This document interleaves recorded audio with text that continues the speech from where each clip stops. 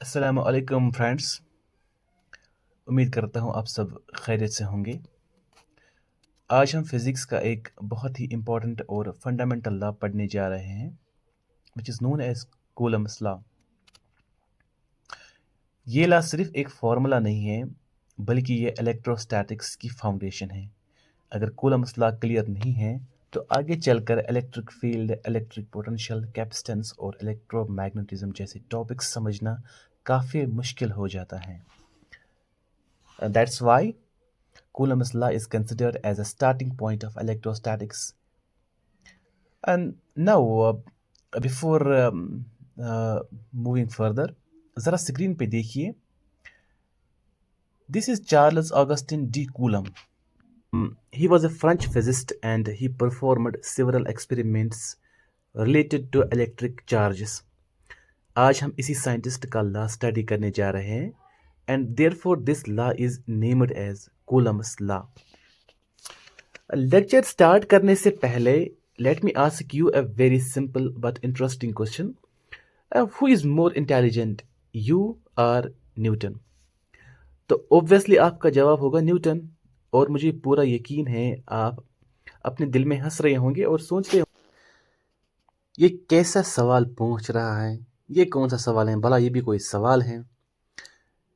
लेकिन trust me, this question is not stupid at all. इस सवाल के पीछे एक डीप साइंटिफिक रीजन छुपा हुआ है जो थोड़ी देर बाद बिल्कुल क्लियर हो जाएगा। Now let's imagine a real physical situation. अगर हम सेम टाइप्स के चार्जेस, फॉर एग्जांपल 2 इलेक्ट्रॉन्स और 2 प्रोटॉन्स को धीरे धीरे एक दूसरे के पास ले आते हैं, देन व्हाट हैपन्स? क्या होता है? इनिशियली जब डिस्टेंस ज़्यादा होता है रिपल्शन कम होती है, लेकिन जैसे जैसे हम इलेक्ट्रॉन्स को और पास लाते हैं रिपल्सिव फोर्स बहुत ज़्यादा इंक्रीज हो जाता है। Obviously they repel each other. और ये कोई थ्योरेटिकल assumption नहीं है, this behaviour is experimentally verified. Now let's see how Newton explains such situations. देखते हैं वो किस तरह इसको एक्सप्लेन करता है। वो इलेक्ट्रॉन और प्रोटॉन के बीच में क्या कहता है? क्या इन दोनों के बीच में रिपल्शन होगा या इन दोनों के बीच में अट्रैक्शन होगा?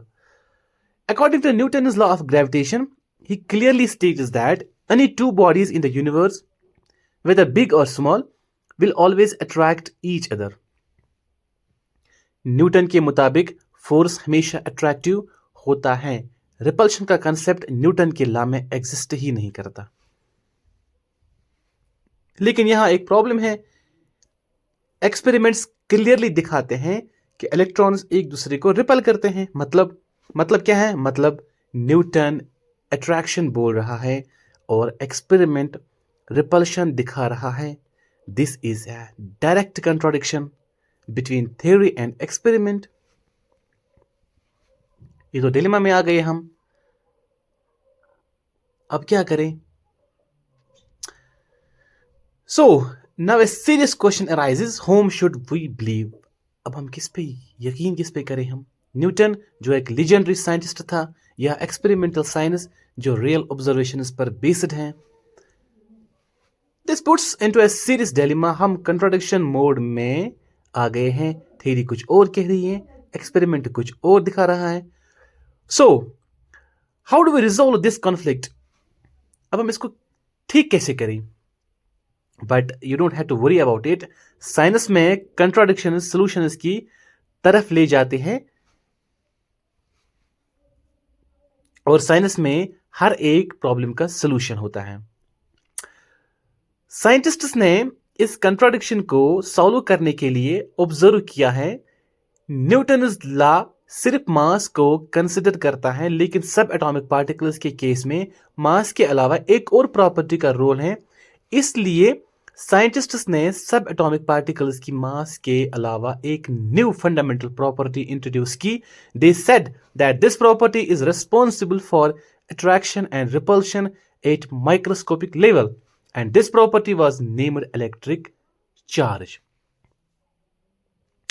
अब इस कंसेप्ट को एक सिंपल एग्जांपल से समझते हैं। सोचिए एक दो बॉयज हैं, boy A represents an electron और a proton, boy B represents an uncharged body.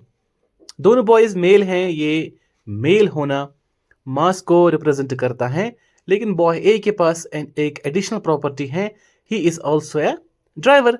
Boy B सिर्फ मेल है, ड्राइवर नहीं।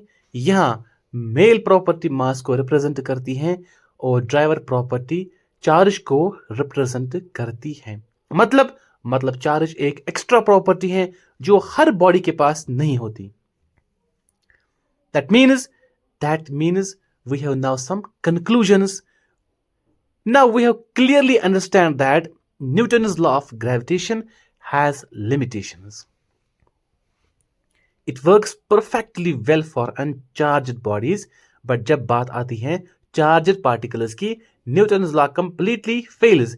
इसलिए चार्जड बॉडीज के बिहेवियर को समझने के लिए हमें एक न्यू लॉ चाहिए, and that law is Coulomb's law. Just like Newton's law helps us calculate the force between two non-charged objects, in the same way Coulomb's law helps us calculate the electrostatic force between two charged particles. This is the primary and most significant application of Coulomb's law. Let's now have the statement of Coulomb's law. Coulomb क्या बताता है, उसका statement क्या है? So according to Coulomb's law, the electrostatic force between two stationary point charges is directly proportional to the product of their charges and inversely proportional to the square of distance between them. The force always acts along the line joining the two forces. That means the electrostatic force जो है, it is a central force. तो coulomb कहता है कि दो electric charges के दरमियान लगने वाली फोर्स चार्जेस की क्वांटिटी पर डिपेंड करती हैं, यानी कि मैग्नीट्यूड ऑफ चार्जेस। जितना ज़्यादा मैग्नीट्यूड होगा चार्जेस का, उतना ज़्यादा इलेक्ट्रोस्टैटिक फोर्स होगा। और उनके दरमियान डिस्टेंस पे डिपेंड करती हैं, यानी कि जितनी ज़्यादा डिस्टेंस होगी उतना कम फोर्स होगा, और जितनी डिस्टेंस कम होगी उतना ज़्यादा इलेक्ट्रोस्टैटिक फोर्स होगा। और इक्वेशन में जो डिनोमिनेटर आर स्क्वायर लिखा है, इसका मतलब है कि अगर आप डिस्टेंस को डबल करोगे, यानी कि अगर आप डिस्टेंस को पहले अगर 1 सेंटीमीटर पहले था, अगर आप इसको 2 सेंटीमीटर बनाओगे तो जो आपका फोर्स है वो 4 गुना कम होगा। इसीलिए यहाँ पे लिखा है स्क्वायर। और इसका मतलब ये भी है, अगर आप डिस्टेंस को 2 गुना कम करोगे तो आपका जो फोर्स है वो 4 गुना ज़्यादा होगा। अब यहाँ पर मैं आपका ध्यान एक बहुत ही इंपॉर्टेंट लफ्ज़ की तरफ दिलाना चाहता हूँ। स्टेटमेंट में हमने कहा था टू स्टेशनरी पॉइंट चार्जेस, तो सवाल ये पैदा होता है पॉइंट चार्ज होता क्या है। गौर से सुनो। पॉइंट चार्ज की डेफिनेशन, पॉइंट चार्ज का मतलब ये होता है कि कोई चार्जर बॉडी इतनी छोटी साइज की हो कि उसका साइज चार्जेस के दरमियान जो डिस्टेंस होता है उसके मुकाबले में इग्नोर किया जा सके। तो चलिए पॉइंट चार्ज को समझने के लिए हम एक एग्जांपल लेते हैं। सोचिए हमारे पास दो चार्ज्ड स्फीयर्स हैं, पहला चार्ज Q1, दूसरा चार्ज Q2। अब मान लीजिए Q1 का रेडियस जो है वो है 1 सेंटीमीटर है और Q2 का रेडियस भी 1 सेंटीमीटर है। दोनों चार्जेस के बीच का डिस्टेंस मान लो 10 सेंटीमीटर है। अब ध्यान से देखिए, रेडियस जो है वो है 1 सेंटीमीटर और डिस्टेंस जो है वो है 10 सेंटीमीटर। मतलब डिस्टेंस बहुत ज़्यादा है as compare to size of charge, यानी 10 सेंटीमीटर जो है वो 1 सेंटीमीटर से ज़्यादा है।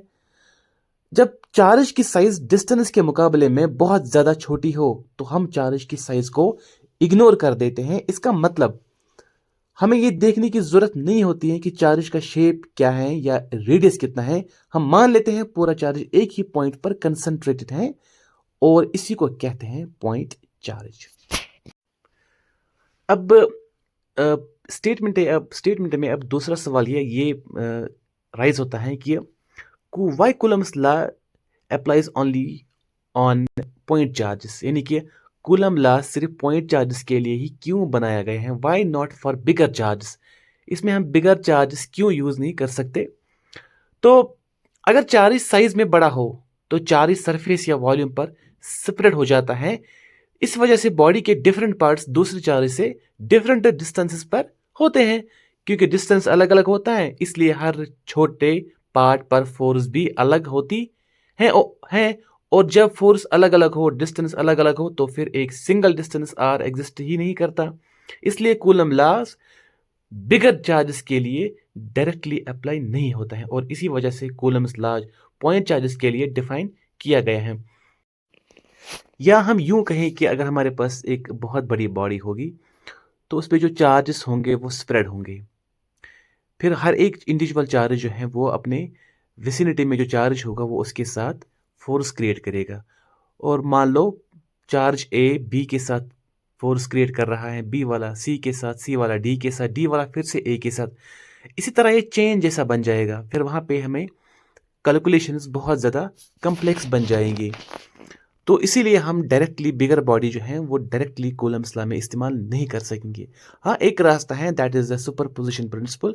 सुपरपोजिशन प्रिंसिपल क्या है कि हम इंडिविजुअली हर एक एक चार्ज का जो इफेक्ट रहेगा हर एक इंडिविजुअल चार्ज के साथ, हमें उसकी वो उसका जो इलेक्ट्रोस्टैटिक फोर्स रहेगा अपने विसिनिटी में जो उसका चार्ज होगा उसके साथ, वो हमें उनको इंडिविजुअली फिर निकालना पड़ेगा। फिर इंडिविजुअली निकालने के बाद हमें फिर उन सारे फोर्सेस का फिर सम लेना पड़ेगा, सुमेशन लेना पड़ेगा, जो एक बहुत बड़ी हैवी टास्क है। इसीलिए हम कूलम लॉ में जो है पॉइंट चार्ज यूज़ करते हैं फॉर इजी डेराइव। अब हम आते हैं अपने कूलम्स लॉ के स्टेटमेंट पे। तो मैथमेटिकली हम इसको लिख सकते हैं that F is proportional to magnitude of charge first and magnitude of charge second, and it's also proportional to 1 by r square. By combining the factors, that becomes f is proportional to magnitude of the two charges divided by square of distance. And we know in mathematics अगर हमें sign of proportionality remove करना हो तो we are removing it by placing equal to sign and some constant, and k is the constant and it's known as Coulomb's constant. अब ये जो Coulomb's equation में constant के हैं इसके डिफरेंट वैल्यूज़ हैं। इसके अलग अलग वैल्यू हैं इन CGS में, इसके अलग वैल्यू हैं SI सिस्टम में। CGS सिस्टम का मतलब है कि जिसमें हम डिस्टेंस को सेंटीमीटर में मेजर करते हैं और मास को ग्राम में और टाइम को सेकंड में। अब अगर हमें कूलम्स इक्वेशन में के का वैल्यू डिराइव करना हो इन द CGS सिस्टम, तो पहले हमें देखना है कि चार्ज किस तरह डिफाइन किया गया है CGS सिस्टम में, यानी कि चार्ज और फोर्स में चार्ज को फोर्स में किस तरह डिफाइन किया गया है। इवेंचुअली बिकॉज हमें फोर्स ही निकालना है, F इज इक्वल टू के Q1 Q2 divide by are square. तो हमें देखना है कि चार्ज को किस तरह CGS सिस्टम में फोर्स में डिफाइन किया गया है। CGS सिस्टम में चार्ज को इस तरह डिफाइन किया जाता है कि अगर दो यूनिट चार्ज को वैक्यूम में 1 सेंटीमीटर के डिस्टेंस पर रखा जाए तो उनके दरमियान लगने वाली फोर्स एक डाइन होती है। इसी वजह से CGS सिस्टम में कूलम्स कांस्टेंट का वैल्यू 1 के बराबर होता है। तो हमने देखा CGS सिस्टम में के का वैल्यू निकालना इजी था क्योंकि चार्ज और फोर्स के बीच में डायरेक्ट रिलेशन है। बिकॉज CGS सिस्टम में चार्ज का यूनिट स्टेट कूलम है और फोर्स का डाइन, और स्टेट कूलम और डाइन में डायरेक्ट रिलेशन है। But in case of SI system charge और फोर्स के दरमियान कोई डायरेक्ट रिलेशन नहीं है क्योंकि SI सिस्टम में चार्ज का यूनिट कूलम है और फोर्स का न्यूटन, और चार्ज बराबर होता है कि 1 सेकंड में कितना करंट, कितना एम्पियर फ्लो हुआ, और फोर्स बराबर होता है force mass into acceleration. That means there is no relation between charge and force in SI system. तो चार्ज और फोर्स के बीच में एक रिलेशन सेट करने के लिए के का फिर वैल्यू सेट किया गया एक्सपेरिमेंटली इन SI सिस्टम, और वो बराबर रखा गया 1/4 पाई एप्सिलॉन नॉट। और जब हम इस के का वैल्यू निकालते हैं इन SI सिस्टम तो वो बाय कैलकुलेशन, तो 1/4 पाई का वैल्यू होता है 3.14 और 22/7, और एप्सिलॉन नॉट का मतलब होता है it is permittivity of free space. और जब हम इन वैल्यूज़ का पुट करते हैं के में, तो इसका वैल्यू बराबर आता है 8.99 इंटू 10⁻⁹ न्यूटन मीटर स्क्वायर पर कूलम स्क्वायर। और एप्सिलॉन नॉट क्या है? It's permittivity of free space. Permittivity of free space एक बुनियादी फिजिकल कांस्टेंट है जो वैक्यूम में इलेक्ट्रिक फील्ड और इलेक्ट्रिक फोर्स के रवैये को बयान करता है। ये बताता है कि खाली स्पेस इलेक्ट्रिक फील्ड को कितनी इजाज़त देता है। और ये जो एप्सिलॉन नॉट है के वैल्यू में ये आया है एक मैक्सवेल्स की इक्वेशन है, उससे में से आया है। वो इक्वेशन क्या है? Epsilon not mu not C square is equal to 1। और ये म्यू नॉट क्या है? ये है परमिएबिलिटी। और परमिएबिलिटी क्या होती है?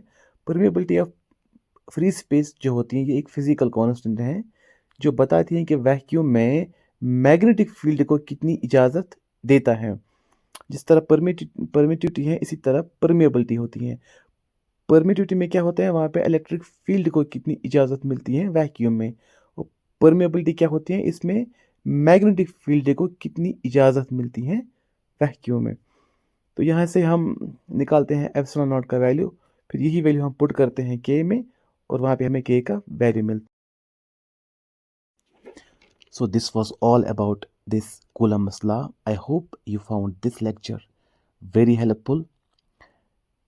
If you have any doubts or questions related to this topic, feel free to ask in the comment section. You can also join my Telegram group. The link and contact details are given in the description box. Thank you for watching my channel, The Educator.